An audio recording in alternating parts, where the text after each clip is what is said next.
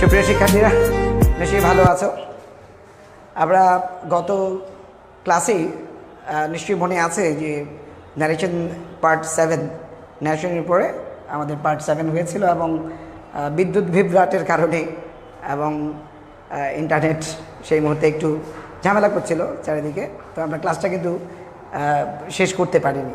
That is এই কোয়েশ্চেনটাই আমরা solve করতেছিলাম, তো সেটা বোধহয় আমরা 1 কি 2 সেন্টেন্স করার পর আর করতে পারিনি। তো আজকে আমরা সেটা সেই যশোর বোর্ড 2019 এইটা আমরা আবার এটাকে সলভ করতে চাই, এটা প্রয়োজন আছে, ঠিক আছে? তো আসুন দেখি আমরা এটা সলভ করি, যশোর বোর্ড 2019। তো আমরা যে জিনিসটা দেখব যে আজকে এখানে প্রশ্নটা তো আগে আমাদেরকে পড়তে হবে, তাই না? তো প্রশ্নটা পড়ে আমরা আগে দেখি যে কার সাথে কার কথা হচ্ছে, এবং সেখানে আমরা মার্ক করব যে প্রথমে কথাটা বলছে, অর্থাৎ উক্তিটা যার প্রথম যে উক্তিটা দিচ্ছে তাকে আমরা সেই উক্তিটাকে আমরা আন্ডারলাইন করব। এটা আমি আগেও বলেছিলাম যে এভাবেই আমাদের করা উচিত। আর দ্বিতীয় হচ্ছে যার সাথে কথা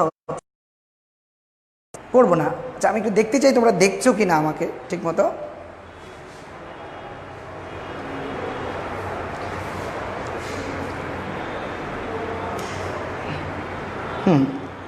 তো এক্ষেত্রে আমরা একটু দেখি সবাই, আমরা আগে এটা পড়ি, তারপর আমরা সলভ করব। এখানে বলা হচ্ছে, have you learn your lessons? Father said to Arman. No, I have forgotten, said he. That's very bad. You must be more careful about your preparation for the examination. By doing so you can make a good result, said his father.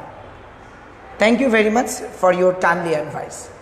তাহলে আমরা এখানে যে conversation দুইজন ব্যক্তির মধ্যে হচ্ছে, এবং আমরা দেখতে পাচ্ছি যে এখানে যে যারা ইনভলভড অর্থাৎ এই কনভারসেশনে, এক হচ্ছে ফাদার আর একটা হচ্ছে কি আরমান। তো ফাদার আরমান যেহেতু এখানে স্টেটমেন্টটা আসছে, তো বোঝাই যায় এটা বাবা এবং ছেলের মধ্যে কথা হচ্ছে, ঠিক আছে? তাহলে প্রথমে যেহেতু কোয়েশ্চেনটা করা হচ্ছে, have you learn your lessons, এটা বলছে ফাদার সেড টু আরমান, বলেই দিচ্ছে এটা কার কথা, তাহলে এটা ফাদারের কথা। তা আমরা ফাদারের এই স্টেটমেন্টটাকে, ফাদারের এই উক্তিটাকে, স্পিচটাকে আমরা দাগাই।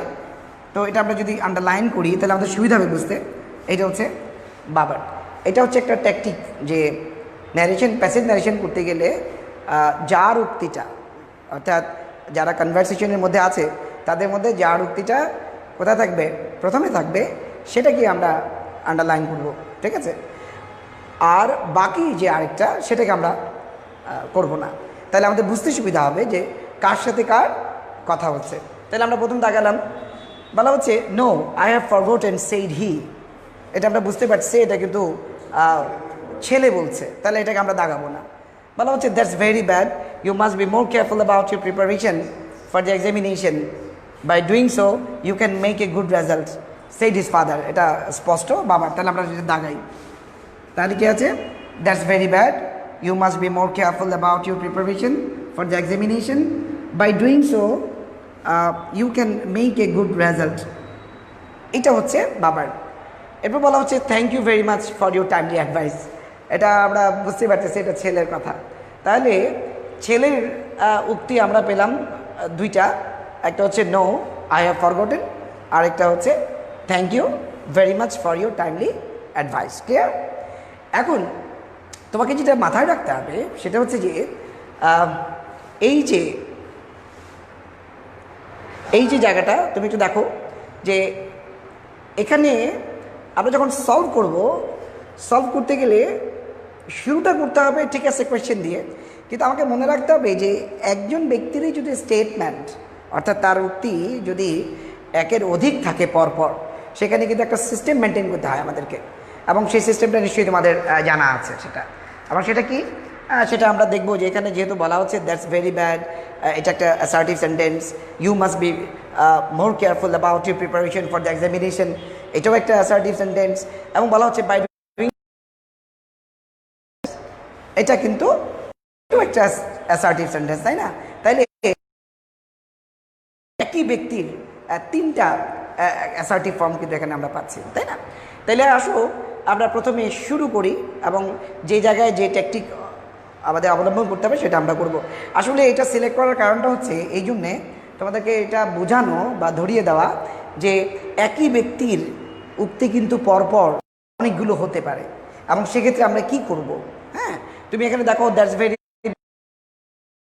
about your preparation for the examination, by doing so you can make a good result, এটা কিন্তু একই ব্যক্তির উক্তি।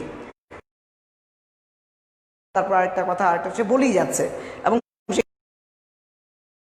কমাটা এখানে শুরু হয়েছে এখানে শেষ, তাহলে সেই জায়গাটা আমরা কি এক্ষেত্রে তো আরেকটা জিনিস রয়েই গেল যে নো আই হ্যাভ ফরগটেন। সেক্ষেত্রে আজকে আমরা সলভ করি কিভাবে, একটু মুছে দিচ্ছি। তো আমরা উপরে সলভ করব। এখানে দেখো আমরা এই জায়গায় থেকে শুরু করি। তো বলা হচ্ছে have you learned your lessons, father said to Amran. তাহলে বলবো ফাদার, সবাই একটু ভালো করে দেখো উপরে, ফাদার কি করছে, জিজ্ঞেস করছে যে সে তার লেসন্স করে। তাহলে কোয়েশ্চেন করা, তাহলে ঠিক আছে কি হবে, কাকে জিজ্ঞেস করলো, আরমানকে। ফাদার আস্কড আরমান, যেহেতু এটা কি কোয়েশ্চেন, এটা normal question, simple question, have দিয়ে শুরু হয়েছে, এটা ডাব্লিউএস না, তাহলে আমরা জানি এক্ষেত্রে আমরা ইফ দিতে পারি, তাই না? আবার ওয়েদারও দেওয়া যায়।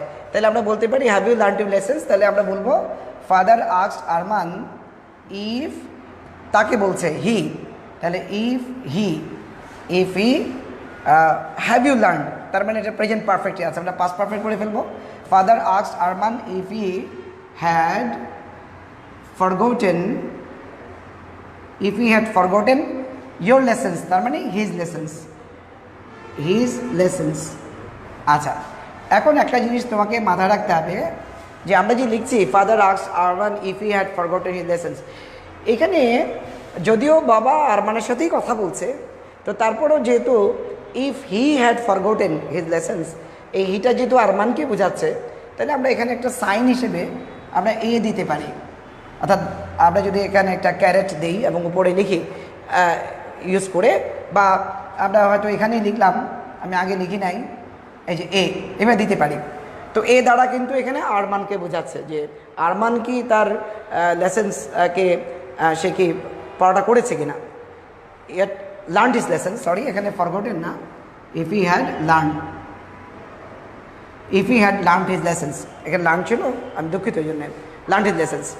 তো শেষে কিন্তু আমরা ফুল স্টপ দিব, কেন নিশ্চয়ই মনে আছে যে আমরা বলেছিলাম যে যখনই কনজাংশন দিয়ে দেওয়া হবে তার পরবর্তী যে ক্লজটা, হ্যাঁ এই ক্লজটা কিন্তু অ্যাসার্টিভ হয়ে যাবে। অর্থাৎ এখানে যে এটা রিপোর্টেড ক্লজ, এই রিপোর্টেড ক্লজটা কিন্তু এখানে অ্যাসার্টিভ হয়ে যাবে, কারণ আমরা কোয়েশ্চেনটা কিন্তু এখানেই রেখে দিচ্ছি, নিশ্চয়ই মনে আছে। কারণ এখানে তো জিজ্ঞেস করছে, জিজ্ঞাসাটা আমরা এখানে নিয়ে আসছি, আর কনজাংশন হিসেবে আমরা এখানে ইফ দিয়েছি বিকজ এটা সিম্পল এটা কোয়েশ্চেন, আর শেষে আমরা ফুল স্টপ দিয়েছি। ক্লিয়ার? তো বলা হচ্ছে have you learned your lessons, father said to Arman, আমরা বললাম father asked Arman if he had learned his lessons. Okay, no I have forgotten said he. এখন একটু চিন্তা করো, ন্যারেশনে এটা তোমাকে মাথায় রাখতে হবে যে এই যে এখানে কি বলে যে তোমার কি বলা হচ্ছে, নো আই হ্যাভ ফরগটেন। এখন এটা বলছে কিন্তু কে, আরমান। এখন আরমান কি কথা কিন্তু আমরা শুরু করি নাই, শুরু করব মাত্র। এখন যেহেতু এখানে আছে সেড হি, তা আমরা কি হি দিয়ে লিখবো? আমরা কি লিখবো যে হি রিপ্লাইড ইন দ্য অ্যাফার্মেটিভ? না, কারণ যেহেতু আরমানের কথা প্রথম আসতেছে, তাহলে এখানে সেড হি বলতে আমরা বুঝতেছি এখানে কাকে বোঝাচ্ছে, আরমানকে বোঝাচ্ছে, তাহলে আমরা আরমানকেই আনবো। তাহলে আরমান কি করলো, নো, আমরা জানি যে নো থাকলে রিপ্লাই ইন দ্য নেগেটিভ, ওকে আমরা দিই। তাহলে আমরা বলবো যে আরমান, এভাবে বলতে পারি, যেহেতু আরমানকে দিয়ে শুরু হচ্ছে, অর্থাৎ আরমানের ব্যাপারে প্রথম বলছি আমরা, তাহলে আরমান নো যেহেতু বলেছে, Arman replied in the negative, সে নেতিবাচক একটা উত্তর দিল এবং সে কী বললো, আই হ্যাভ ফরগটেন। তো আমরা জানি প্রেজেন্ট পারফেক্টে আছে, এটা পাস্ট পারফেক্ট হয়ে যাবে। তাহলে এখন নো এর জন্য কিন্তু রিপ্লাই ইন দ্য নেগেটিভ, কিন্তু এখানে যে আরও অতিরিক্ত একটা অংশ রয়ে গেল, আই হ্যাভ ফরগটেন, সেটা কী করবো? তো সেটা যেহেতু আবার নতুন করে আসতেছে, কারণ রিপ্লাই ইন দ্য নেগেটিভ বলে এখানে কিন্তু অলরেডি একটা ভার্ব আমরা ব্যবহার করে ফেলেছি রিপ্লাই। তাহলে এক্ষেত্রে যেহেতু বলছে যে আই হ্যাভ ফরগটেন, তাহলে সেক্ষেত্রেও কিন্তু আবার নতুন করে আমরা অ্যান্ড দিয়ে আমরা নতুন এই ক্লাসটার জন্যে, এটার জন্য কিন্তু একটা ভার্ব নিয়ে আসতে হবে। অর্থাৎ সে নেতিবাচক উত্তর দিল এবং বলল যে সে এটা ভুলে গিয়েছিল। অ্যান্ড তাহলে আমরা বলতে পারি অ্যান্ড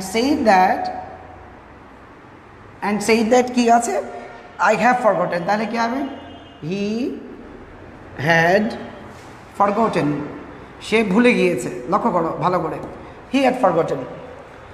তো এখন বলছে that's very bad, you must be more careful about your preparation for the examination, by doing so you can make a good result. কে বলছে? His father. এখন দেখো, এটা যেহেতু কোয়েশ্চেনটা প্রথম ছিল ফাদারের, কার প্রতি? আরমানকে। এখন আরমান একটা নেতিবাচক উত্তর দিয়েছে।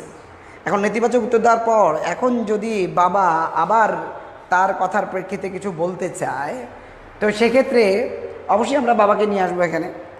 এখন কথা হচ্ছে, এই যে স্টেটমেন্টটা সে যে করে নাই, সে যে বলল যে সে ভুলে গিয়েছে এবং সে লেসেন্সটা কমপ্লিট করে নাই, এতে কী হবে? ফাদার তো অবশ্যই রাগ হবে। এখন তুমি চাইলে এভাবে বলতে পারো যে hearing this, father said that, এটা বলতে পারি, মানে এটা শুনে।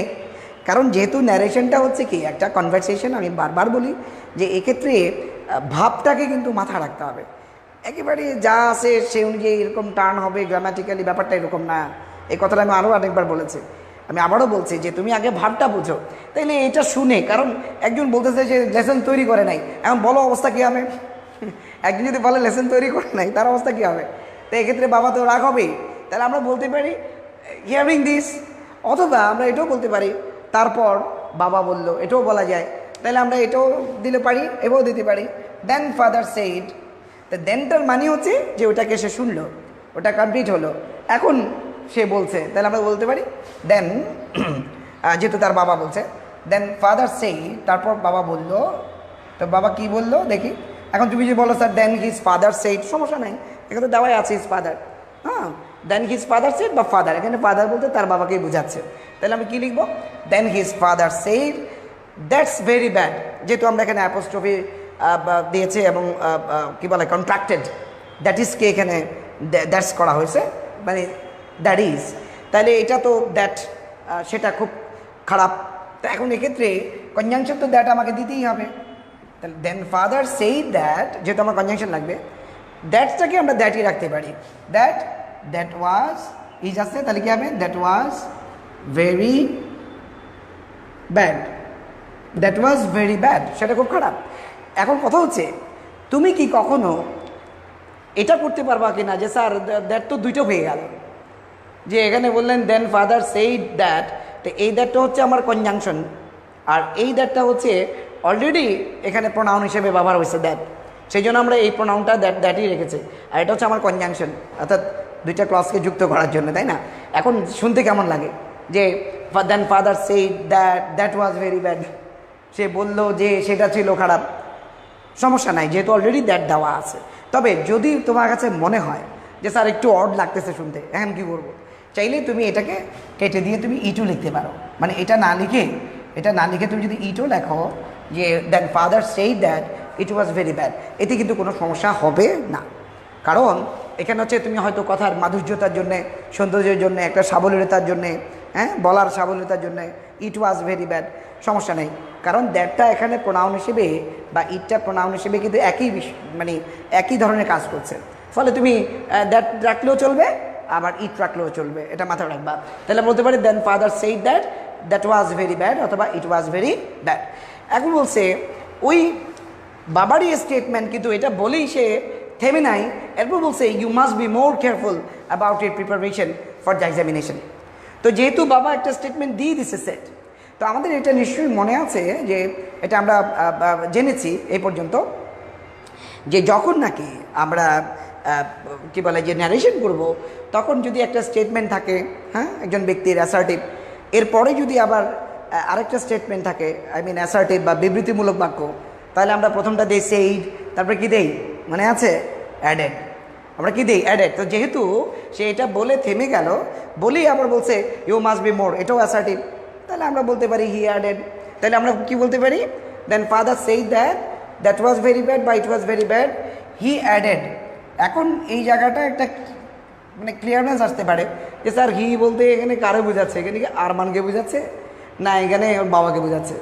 যদি কনফিউজ মনে হয় যেন কনফিউশন থাকে, তাহলে তুমি এটা এফ দিয়ে দাও, তাহলে বোঝা যাবে হি অ্যাডেড দ্যাট। যদিও আমরা একটু আগেরটা বাবাই ছিল, এখানে আমার মনে হয় এফ না উল্লেখ করলেও চলবে, কারণ যেহেতু কথার প্রেক্ষিতে আরও কথা আসতেছে। তাহলে এটা হি অ্যাডেড দ্যাট, সে যোগ করে বলল, আরও বলল you must be more careful. এখানে কিন্তু আমাদের বোঝার বিষয়টা আছে, সেটা হচ্ছে মাস্ট। মাস্টের ক্ষেত্রে আমরা কি করব, দেখো এখানে আছে you must be more careful. এখন আছে হ্যাড টু ব্যবহার করি, কিন্তু আমি বলেছিলাম মাস্টের ব্যাপারে যে সবসময় কি মাস্ট হয়, সবসময় কি মাস্ট হয়, মাস্ট কি হ্যাড টু হয় সবসময়, না মাস্ট অনেক সময় মাস্টও থাকে, অনেক সময় কথা। তুমি লক্ষ্য করো এখানে যেহেতু বলছে you must be more careful about এর প্রিপারেশন, মানে বাবা ছেলেকে বলছে যে তোমাকে হবে পরীক্ষার বিষয়ে আরও সতর্ক হইতে হবে। এই জায়গাটা তুমি একটু লক্ষ্য করো, এই মাস্ট দ্বারা কি বোঝাচ্ছে, এটাকে আমরা হ্যাড টুতে চেঞ্জ করব না, এই জায়গাটায় হ্যাড টুটা দেওয়াটা ঠিক হবে না। কারণ হ্যাড টুটা হচ্ছে যখন মাস্টকে আমরা হ্যাড টু করি, ইমিডিয়েট কোনো অ্যাকশন যদি কেউ করতে চায় সেক্ষেত্রে আমরা মাস্টের জায়গায় হ্যাড টু দেব। কিন্তু এখানে ইমিডিয়েট না, এটা তো সবসময়ের জন্য একটা ইনস্ট্রাকশন। না, এটা তো এরকম না যে তোমার কালকে পরীক্ষা সেই জন্য তাকে কেয়ারফুল হতে বলছে। For all Times, exam for all Times, সবসময় পরীক্ষার জন্য তাকে হতে বলছে। তাহলে সেক্ষেত্রে আমরা চাইলে মাস্টকে মাস্টই রাখতে পারি, আবার এটাকে আমরা শুরু করতে পারি। তো যে তোমার হওয়া উচিত, সবসময় হওয়া উচিত, অথবা মাস্ট, কিন্তু এটাকে হ্যাড টু করাটা ঠিক হবে না। এই জন্য মাস্ট থাকলে মাস্ট দিব, সেটা আমি এখানে বলছি যে এটা অ্যাপ্রোপ্রিয়েট হবে না। কারণ এই মাস্ট মানে কিন্তু সে মুহূর্তের জন্যই তাকে কারেকশনটা করছে না, ফর অল টাইম করছে। সো তাহলে আমরা কি করব, হি অ্যাডেড দ্যাট, কি করলো, ইউ মাস্ট বি। তাহলে হি, এই হিটাকে আরমান আমরা দিয়ে দিলাম এ, হি মাস্ট আছে, আমরা মাস্ট বি রাখতে পারি, হি মাস্ট বি, অথবা he should be, he should be কি দেব, more careful, he should be more careful. কি বলা আছে, about your preparation, that is about his preparation. আচ্ছা, প্রথম জায়গাটা আমি একটু মুছে দিই, তাহলে বুঝতে অসুবিধা হবে, আমাদের লেখাটা আসতেছে না, আমি একটু মুছে দিই। হ্যাঁ, সবাই দেখো, তাহলে আমরা এখানে কি লিখতেছি, should be more careful about, এখানে আছে হিজ ইয়োর প্রিপারেশন, তাহলে about his preparation. His preparation কিসের জন্য preparation, for the examination, for the examination. হ্যাঁ, তোমরা কিন্তু এই জায়গাটা একটু মনে রাখতে হবে, এক্সামিনেশন আছে, তুমি এক্সামিনেশনই রাখবা, এটাকে আবার কেউ এক্সাম করে দেয় না, এটা করো না। এক্সামিনেশনকে এক্সাম করা যাবে না, এক্সামিনেশন এখানে করতে হবে। তাহলে preparation for the examination, by doing so, ওই বাবাই কিন্তু, অর্থাৎ আরও একটা কথা বলছে যে এই কথা, এটা করে you can make a good result. তাহলে যেহেতু আবার একটা স্টেটমেন্ট দিচ্ছে, তাহলে আমরা বলতে পারি যে he had further said, he further, কারণ ফার্দার কেন বললাম বলো তো, কারণ একবার বলে তৃতীয়বার যেহেতু একই ব্যক্তি তার স্পিচ থ্রো করতেছে এবং সেটা হচ্ছে অ্যাসার্টিভ, তাহলে আমরা কি বলবো, ফার্দার। তাহলে হি ফার্দার সেড, সে আরও বললো, কি বললো, further said, by doing so. হ্যাঁ, এগুলো কিন্তু চেঞ্জ করা যাবে না, অর্থাৎ বাই ডুইং সো, এটা করে, এই জাতীয় শব্দ যদি থাকে, তাহলে by doing so, and by doing so, by doing that, এটাও করতে পারো, সোকে সমস্যা নেই, বাই ডুইং সো দেখলেও সমস্যা নেই। said that he further said that, আমাদের একটা কনজাংশন লাগবে যেহেতু এখানে নতুন উক্তি, said that by doing so কি, you can make a good result। তাহলে কি হবে, he could make, যেহেতু জ্ঞান আছে আমরা কুড করে ফেলবো, he could make a good result, সে ভালো রেজাল্ট করতে পারবে। আমরা একটু মুছে দিই, নাহলে আমাদের বুঝতে অসুবিধা হচ্ছে। তোমরা ভিডিওটা টেনে দেখলে ব্যাপারটা বোঝা যাবে কতটুকু হয়েছিল বা হয়নি। তাহলে এখানে বলা হচ্ছে যে হি ফার্দার সেইড দ্যাট রেজাল্ট, এখন বলছে সেইড ইজ ফাদার। তা এখন আমরা তো এখন বলছে যে thank you very much for your timely advice. এটা কে বলছে? এটা কে বলছে? এটা ছেলে বলছে, তাই না?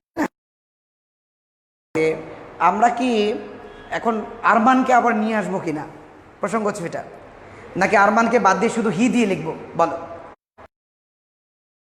প্রসঙ্গ না, এখানে কিন্তু একটা বিষয় আছে, সেটা হচ্ছে এতক্ষণ কিন্তু আমরা যে ইন্টারনেট করলাম, তুমি একটু ঠান্ডা মাথায় দেখো, এখানে বলা হচ্ছে ফাদার, তাহলে ফাদার বললো এটা, তারপরে এটা, তারপরে এটা, বারবার কিন্তু আমরা ফাদারের অনেকক্ষণ পরে যেহেতু আবার আরমানকে নিয়ে, তাহলে এক্ষেত্রে বেস্ট হবে তুমি এখন হি না দিয়ে আবার আরমানকে উল্লেখ করা, ঠিক আছে? কারণ আমাদের কিন্তু পার্সেন্টটা অনেকক্ষণ হয়ে গেছে যে আমরা তার বিষয়ে বলছি, ফাদার স্টেটমেন্ট বলছি বলছি বলছি, এখন যেহেতু আমাকে এখন যদি বলি হি রিপ্লাইড, না, এক্ষেত্রে আমাদের আরমানের প্রসঙ্গে আসতে হবে। তাহলে এটা আমরা বলতে পারি যে আরমান সেইড, আমরা এটা বলতে পারি আরমান সেইড নো, সো এখানে বলছে thank you very much for your timely advice. এখানে কিন্তু সে ফার্স্ট, তাহলে আমরা আরমান থ্যাঙ্কড, আমরা বলতে পারি Arman thanked his father, thanked his father. এখানে তুমি হয়তো বলতে পারো স্যার হিজ ফাদারটা আমরা আনলাম কেন? কারণ যেহেতু এখানে আমরা একটা ফিনিশিং টানতেছি এবং কথাটার কী বলে যে একটা বিশাল স্টেটমেন্ট চলে গেছে একজনের, সেক্ষেত্রে দ্বিতীয় অবজেক্টটায় আরমানের সাথে তার সম্পর্কের জায়গাটাকে রেখে আমরা করলে বেশি স্মার্ট হয় শুনতে। আরমান থ্যাঙ্কড হিজ ফাদার, তাহলে কী হবে? থ্যাঙ্কড হিজ ফাদার, এবং বলছে যে কি বলছে? Very much for your timely advice. তাহলে থ্যাঙ্কড হিজ ফাদার। এখন আমরা বলবো যে কিসের জন্য? For your time father, for কেবে হিজ টাইম। আচ্ছা, এখন প্রসঙ্গ হচ্ছে এখানে ছিল থ্যাংক ইউ ভেরি মাচ, এখন এই ভেরি মাচ কথাটা তো আমরা বাদ দিয়ে দিলাম না, তুমি এটা দিতে পারো আর his father very much for his timely advice. এটা যদি দিই তাহলে কিন্তু পুরো উক্তিটাই চলে আসে, ঠিক আছে? আমরা যেরকম একেবারে সব কথাকেই বাদ দিব না, আবার এরকমও যে সব কথাকেই একেবারে রেখে চেঞ্জ করতে হবে এমন কোনো কথা নাই। তাহলে অ্যান্সারটা কী দাঁড়াচ্ছে একটু দেখো। আমরা এখানে অ্যান্সারটা দাঁড়াচ্ছে, আমরা একটু মুছে নিই নিচের এটা। আচ্ছা, ভিডিওটা কি দেখা যাচ্ছে? এটা একটু ফ্রন্টে নাও, এটা শুধু এতটুকু থাকো। তাহলে এখানে কি হচ্ছে? Father asked Arman if he had learned his lessons. Arman replied in the negative and said that he had forgotten. Then father said that it was very bad. My father added that he, bracket Arman, must be or should be more careful about his preparation for the examination. He further said, তার মানে বাবাই বলছে, ঠিক আছে? He further said that by doing so he could make a good result. এটা আমরা ব্র্যাকেটে আরমান দিলে কোনো সমস্যা নাই, তাহলে he could make a good result, full stop হবে এখানে একটা। তারপর বলা হচ্ছে আরমান থ্যাঙ্কড। এখন এই জায়গাটায় যদি সৌন্দর্যের জন্য তুমি বলতে পারো যে এ কথা শুনে hearing this Arman thanked his father, এটাও হতে পারে, কারণ যেহেতু আমরা হিয়ারিং দিসটা এখানে ব্যবহার করে দেন ব্যবহার করেছি, তো এখানে একটু সৌন্দর্যের জন্য hearing this Arman thanked his father very much for his timely advice. তো এইভাবে কিন্তু আমরা ন্যারেশন করতে পারি। তো তোমরা আজকে এই যশোর বোর্ডের যে আমরা সলিউশনটা করলাম সেই জায়গাটায় নিশ্চয়ই আমার মনে হয় তোমরা বুঝতে পেরেছ, এবং এইভাবে আমরা একটা একটা করে কিন্তু সলভ করতে পারি, ঠিক আছে? আমি একটু দেখি যে তোমরা আসলে দেখছো কি না ঠিক মতো।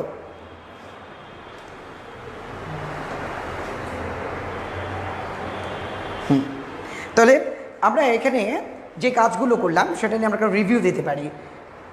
একটা দুটো ন্যারেশন ভালো মতো বুঝলে কিন্তু আমরা বাকিগুলো করতে পারবো।